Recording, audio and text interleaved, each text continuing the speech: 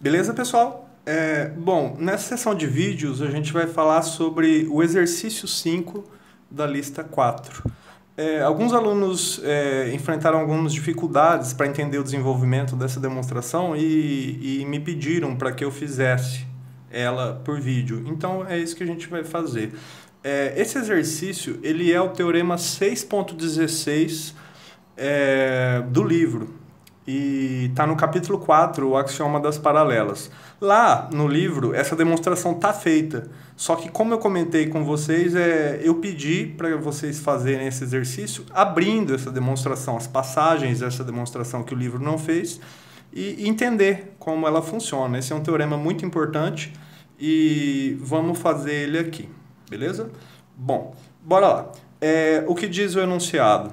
Se uma reta é paralela a um dos lados de um triângulo e corta os outros dois lados, então ela os divide na mesma razão, certo? Vamos escrever aqui quais são as hipóteses, vamos descrever o ambiente das hipóteses e aí a gente fala do que se trata essa tese, o que significa ela dividir esses segmentos, né, esses lados do triângulo na mesma razão. Então bora lá, quais são as hipóteses? As hipóteses são que uma reta é paralela a um dos lados, então eu vou pegar uma reta aqui paralela a esse lado e corta os outros dois lados. Primeiro vamos dar um nome para o triângulo aqui. Eu vou chamar esse triângulo de ABC. Aqui em cima vai ser o vértice A. Eu vou chamar aqui embaixo de vértices B e C, certo? Então sejam ABC um triângulo, para a gente dar nome aos elementos aqui, sejam ABC um triângulo,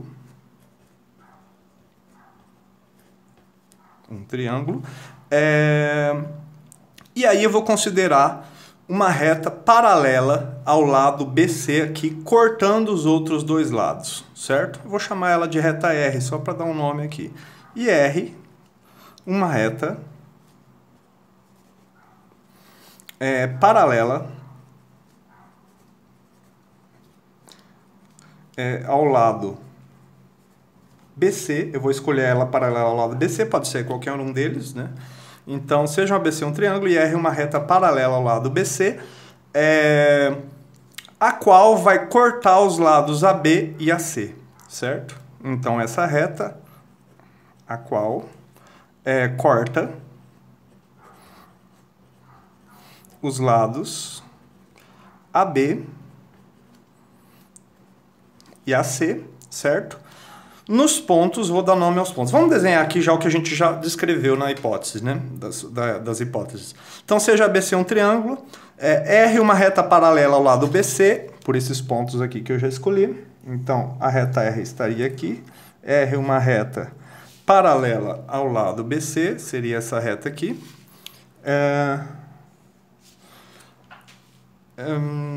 A qual corta os lados AB e AC nos pontos que eu vou chamar de D e E. Esses dois pontos de interseção eu vou chamar de D e E. Nos pontos D e E, respectivamente.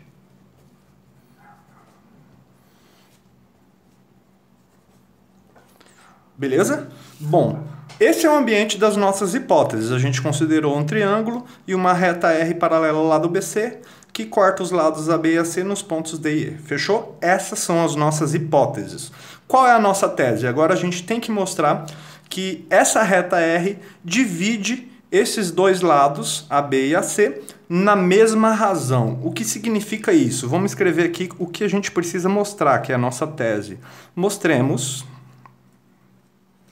que a nossa tese é que ela divide na mesma razão, ou seja, esse comprimento sobre todo o comprimento aqui vai ser igual a esse comprimento sobre todo esse comprimento aqui. Esses segmentos estão na mesma proporção, né, na mesma razão. Então a gente vai mostrar que AD, o comprimento AD, que é esse aqui, dividido por AB, vai ser igual a AE dividido por AC, certo? AD dividido por AB e AE dividido por AC. É isso que a gente precisa mostrar. Essa é a nossa tese. É isso que a gente precisa provar que ocorre, beleza? Essa igualdade aqui. Essa demonstração é um pouquinho longa, mas ela tem uma construção geométrica que não é muito complexa. Ela é bastante simples e tem uma ideia por trás dela. Bom, qual é a relação desse exercício 5 com o exercício anterior da lista 4, né, que é o exercício 4? Se AD fosse igual a DB, a gente teria que esse cara sobre isso aqui daria meio, né? 1 sobre o total. E aí, pelo exercício 4, a tese nos diz que AE seria igual a EC, ou seja, aqui daria meio também, né? Aqui daria meio. Ou seja, se esse cara, o ponto D, fosse ponto médio aqui e o ponto E fosse ponto médio aqui, a gente já teria esse resultado satisfeito pelo exercício 4. Só que isso não necessariamente ocorre. Os pontos D e E são dois pontos obtidos como consequência de uma reta R paralela qualquer, ou seja, não necessariamente eles são pontos médios dos lados. E é exatamente essa a diferença entre esse exercício e o exercício anterior. Então, se fossem pontos médios, o exercício teria acabado, né, pelo exercício 4, mas não são. Então, o que a gente faz nessa demonstração? A gente constrói um ambiente, a gente faz uma construção geométrica nesse triângulo, de modo que a gente tenha parcelas de mesmo comprimento, para poder utilizar o exercício 4, certo? Essa é a sacada. E aí, com parcelas de mesmo comprimento, o fato dessas parcelas terem o mesmo comprimento, a gente pode utilizar o exercício 4 como um suporte, um auxiliar para provar isso aqui, beleza? É mais ou menos essa a ideia. Então, o que a gente vai fazer agora? Em cada um dos lados AB e AC, inicialmente, nesse lado AB, a gente vai construir uma sequência de pontos sobre o segmento AB, né, sobre a semirreta SAB, de modo que eu tenha parcelas de mesmo comprimento. Vamos descrever isso a partir do primeiro ponto. Então eu vou considerar primeiro um ponto P1 aqui, ó. E aí a gente vai falar quais as condições sobre ele, certo? E aí, consequentemente, eu vou construir P2, P3, P4, P5, P6 e assim por diante, certo? E aí vamos dar condições específicas para esses pontos, de modo que a gente tenha parcelas de mesmo comprimento e de modo que esses pontos não coincidam com os pontos D e B. É mais ou menos essa a ideia da construção. Então a gente faz a construção desse lado, utiliza o exercício 4 e consegue obter pontos correspondentes do lado de lá. É mais ou menos essa a ideia. Então vamos lá, de fato, vamos começar construindo aqui o ponto P1. Então aqui começa a demonstração, né? De fato, olha só, seja P1, um ponto do segmento AD, eu vou pegar ele aqui, tá um pouquinho diferente do livro essa parte, porque no livro acaba dando algumas inconsistências, então eu vou pegar o ponto necessariamente dentro do segmento AD, tal que, agora entra uma coisa importante, ó, quais são as condições que eu vou considerar? Eu vou escrevê-las e depois eu explico o porquê. Então esse ponto tem que satisfazer o seguinte, tal que AD sobre AP1, o comprimento AD sobre o comprimento AP1, seja, esse comprimento aqui, e também o comprimento, então AD sobre AP1, e também o comprimento AB, que é o todo, sobre AP1. Sobre AP1, tal que esses dois números não sejam inteiros. Eu vou escrever e depois eu explico o porquê isso. É essencial essa condição para a gente ter umas condições que a gente precisa. Tal que esse não sejam números inteiros. Então, isso sempre é possível, né? Se der um número inteiro, a gente pega ele um pouco para lá, um pouco para cá, e isso é sempre possível aqui. O importante é que essas razões não sejam números inteiros. O porquê eu vou pegar o P nessas condições, de maneira que essas duas razões não sejam números inteiros. Porque se esses dois números forem inteiros, eu já vou explicar com mais detalhe, os pontos dessa partição, P1 e P2, alguns deles vão coincidir com os pontos B e D, e eu quero que eles não coincidam. Então, se esses caras aqui derem números inteiros, eles vão ser múltiplos, né? Vai ter um K vezes o outro. E aí vai ocorrer de os pontos D e B vão coincidir com os pontos da partição. E isso não pode ocorrer na nossa construção. Vocês já vão entender melhor algebricamente isso. Então, bora lá. Aqui está definido o ponto P1. Agora, definido o ponto P1 do segmento AB, a gente vai construir os outros demais pontos, são infinitos. Então, P1, aí eu vou construir agora P2, P3, P4, P5 por recorrência, né? Todos os outros, né? Com uma regra. A regra é a seguinte, olha só. Considere os pontos PK, agora é um ponto geral, né? Genérico, pertencente à semirreta SAB, ou seja, daqui para cá, né? Então, considere os pontos PK tais que... Qual a condição que define esses pontos? Olha só, vou escrever aqui e aí eu explico o porquê. Tal que APK, o comprimento APK, seja igual a K vezes AP1. Essa regra para todo K maior ou igual a 2. É um número inteiro maior ou igual a 2. Isso ocorre para todo K, certo? Bom, o que significa isso? Vamos fazer aqui, ó, só para entender melhor. Isso vale para todo K igual a 2, maior ou igual a 2, né? Então pega para K igual a 2. Aqui eu teria AP2, certo? Igual a 2 vezes AP1.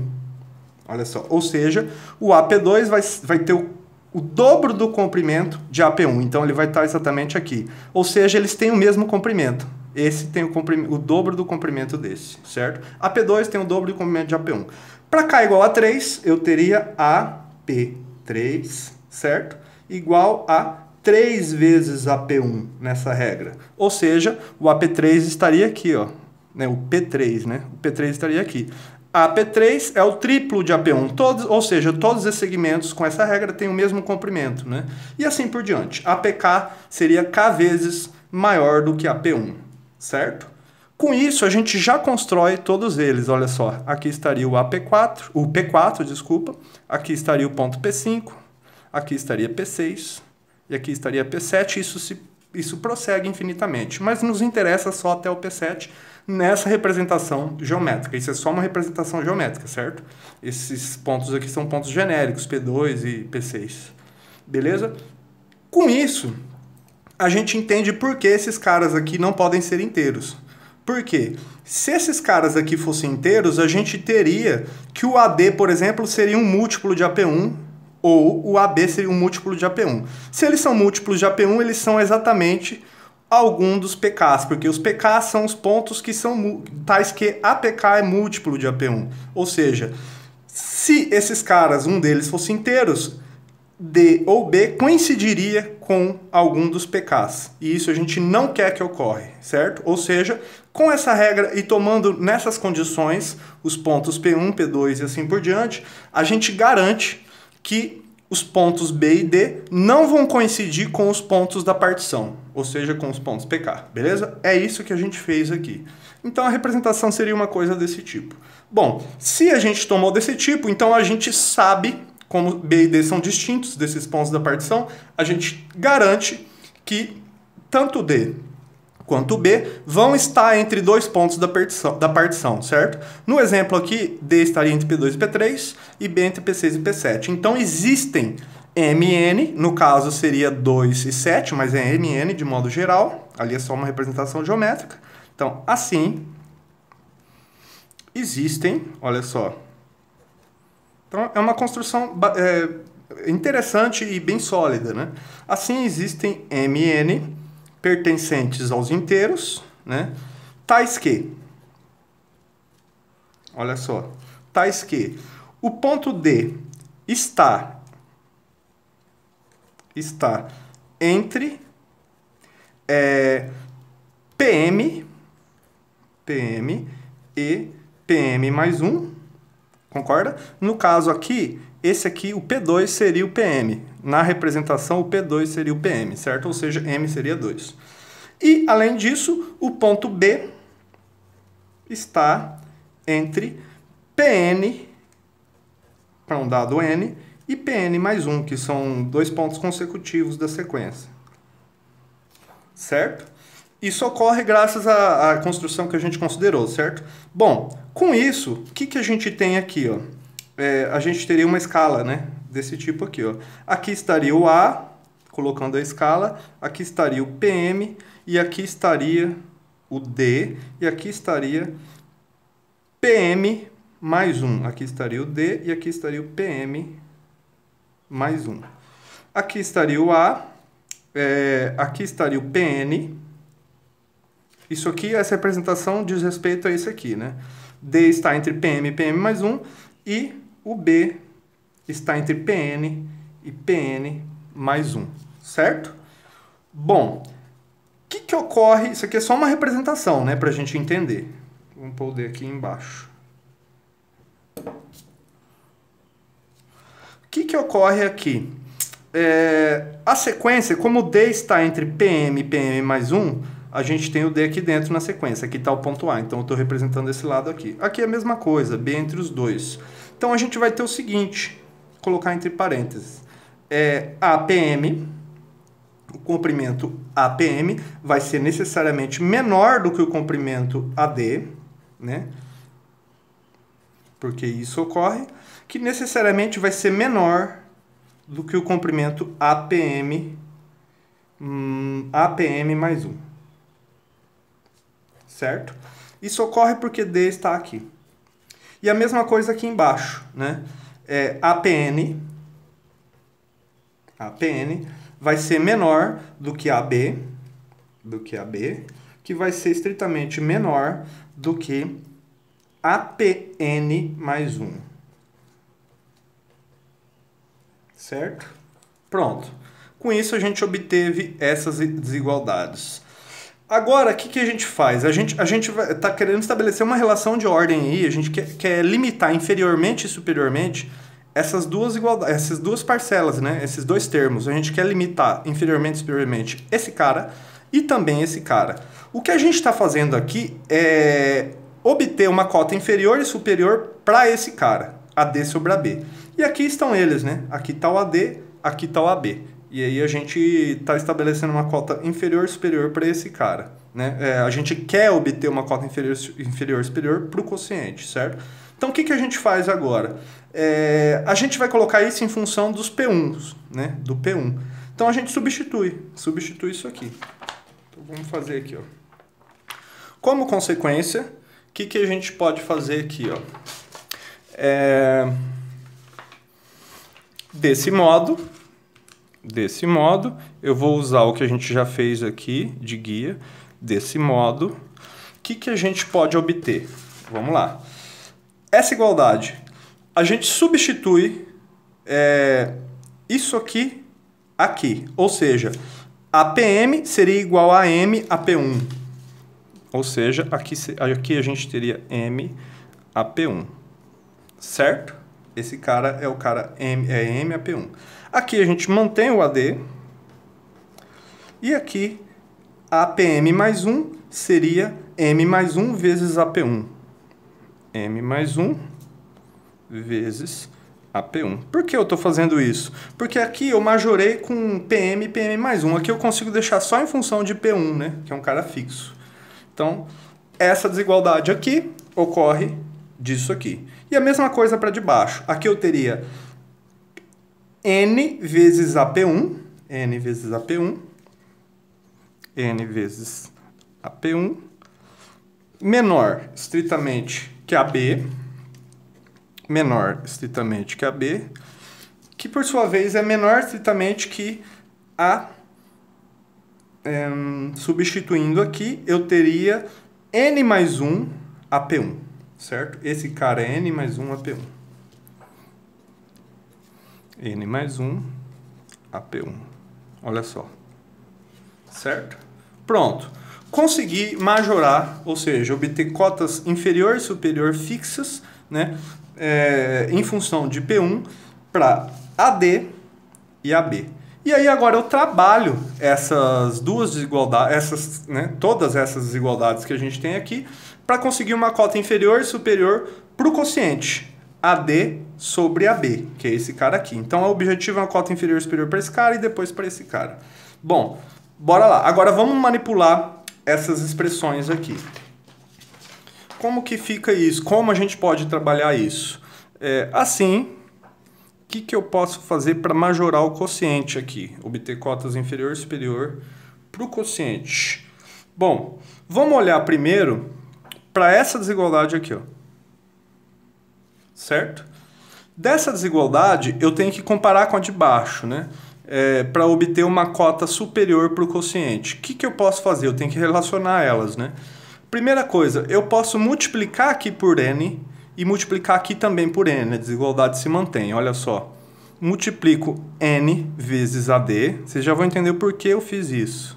O livro, geralmente, né, o autor, quando faz a demonstração, ele faz de trás para frente até onde ele quer, né? Para chegar na hipótese, né? Eles partem da tese para chegar na hipótese, é aquela mesma ideia. Então, aqui a gente está já desenvolvendo. Multiplica aqui por n, multiplica aqui por n. Aqui eu vou ter n, m mais 1, vezes AP1, certo? Beleza? Bom, agora, se eu fiz isso aqui, eu multiplico, eu olho para essa desigualdade aqui embaixo, para poder relacionar o AD com o AB. Nessa desigualdade aqui embaixo, para poder ter esse fator, eu multiplico por m mais 1. Então, multiplicando aqui por m mais 1, aqui eu vou ter m mais 1, vezes AB, concorda? Certo? Com isso, eu relacionei as desigualdades de cima e de baixo. Bom, e aí agora eu consigo majorar inferiormente AD sobre AB. Por quê? Eu passo esse cara aqui na multiplicação cruzada, eu passo esse cara aqui dividindo aqui, eu olho para esses dois fatores, o do meio a gente esquece. Eu passo o AB dividindo aqui, passo o N dividindo aqui. Então, com isso eu vou obter o quê? Que AD sobre AB sobre AB vai ser estritamente menor do que m mais 1 sobre n, beleza? Multiplicação cruzada. Olha que interessante. Com isso, a gente já conseguiu limitar superiormente o quociente, que é quem a gente quer, né? Olha só, esse quociente aqui que a gente está trabalhando. Agora a gente faz a mesma coisa análoga, né? Uma coisa análoga, usando todas as desigualdades, para limitar esse quociente inferiormente. Então agora a gente olha para essa desigualdade aqui, ó, e multiplica ela por m. Olha só, então multiplica aqui por m vezes AB, certo? Vai ser estritamente menor do que m vezes n mais 1 vezes AP1, né? Certo? E aí agora a gente olha aqui para cima. Para obter esse fator aqui, eu multiplico aqui por n mais 1. Logo, aqui eu obtenho esse fator e aqui eu vou ter estritamente menor do que n mais 1 vezes AD. Relacionei a de baixo com a de cima. Beleza? A mesma coisa, faço a multiplicação cruzada. Que eu obtenho aqui agora? Agora eu passo esse cara para cá, eu vou ter m dividido por n mais 1, estritamente menor do que AD sobre AB. Beleza? Essa é a parte algébrica, né, que a gente está manipulando para obter o que a gente quer. O objetivo é majorar inferiormente e superiormente esse quociente. E a gente já conseguiu isso, né? A gente acabou de conseguir isso. Logo, o que a gente vai obter aqui? Esse cara é uma cota inferior dele e esse cara é uma cota superior. Então, a gente vai ter que m dividido por n mais 1 é estritamente menor que o quociente que a gente está trabalhando, que é AD sobre AB, que, por sua vez, é estritamente menor do que m mais 1 sobre n. Certo? Pronto. Esse era o objetivo nosso inicialmente. Conseguir cotas inferior e superior para AD sobre AB. Certo? Então, deixa essas desigualdades quietinhas aqui e vamos chamar ela de A. Beleza?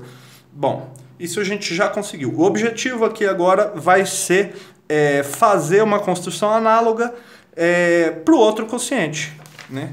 Já conseguimos limitar inferior e superiormente esse quociente, que está aqui na igualdade. Agora a gente vai fazer uma construção semelhante, análoga, para esse cara aqui. Limitar ele inferiormente e superiormente. Porque o objetivo é usar essas desigualdades, essas cotas inferior e superior, para mostrar essa igualdade. Beleza?